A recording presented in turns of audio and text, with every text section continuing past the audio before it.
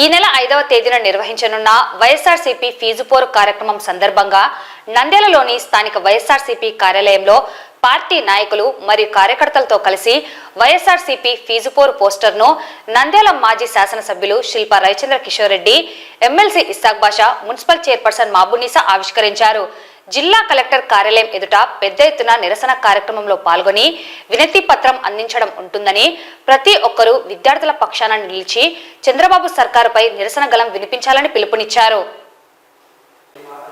MLC Isaac బాషా మాట్లాడుతూ TDP కూటమి ప్రభుత్వం అధికారంలోకి వచ్చిన తర్వాత విద్యార్థులకు ఇప్పటికీ 3,900 కోట్ల రూపాయల ఫీజు బకాయి ఉందని తెలిపారు. ఫీజు చెల్లించలేకపోవడంతో కళాశాల యాజమాన్యాలతో విద్యార్థులు ఇబ్బంది పడుతున్నారని పేర్కొన్నారు.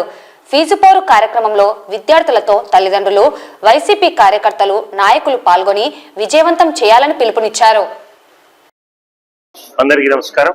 ఈ రోజు ఫిబ్రవరి 5వ తేదీ ఫీజు రియంబర్స్మెంట్ గురించి ఈ రోజు వరకు ఈ ప్రభుత్వం విద్యార్థులను ఎంతో మోసం చేసి వాళ్ళకి ఇవ్వాల్సిన బకాయిలు ఒక్కటి కూడా ఇవ్వకుండా వాళ్ళ జీవితాలతో చెలగాటమాడుతా ఉంది. దాదాపు ఈ రోజు వరకు 3,900 కోట్ల రూపాయలు బకాయిలు పెట్టారు.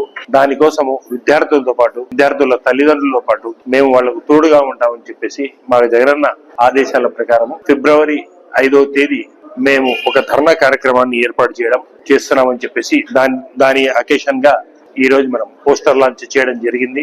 ఆ రోజు మేము వందలాదిగా వేలాదిగా తరలి వెళ్లి నిరసన కార్యక్రమాన్ని పాల్గొనవలసిందిగా మా వైఎస్ఆర్సీపీ కార్యకర్తలకు, విద్యార్థులకు, వారి తల్లిదండ్రులకు అందరికీ పిలుపునిస్తా ఉన్నాము. కలెక్టర్ ఆఫీస్ దగ్గరికి పోయి వాళ్లకు మెమోరాండం ఇవ్వడము, ఈ 3,900 బకాయిలు ఇమ్మీడియట్ గా వసూలు చేసే రకంగా, విడుదల చేసే రకంగా, కార్యాచరణ చేసే రకంగా మేము ముందుకు పోతామని చెప్పేసి మీ ద్వారా అందరికీ తెలుపుకుంటాం. నమస్కారం.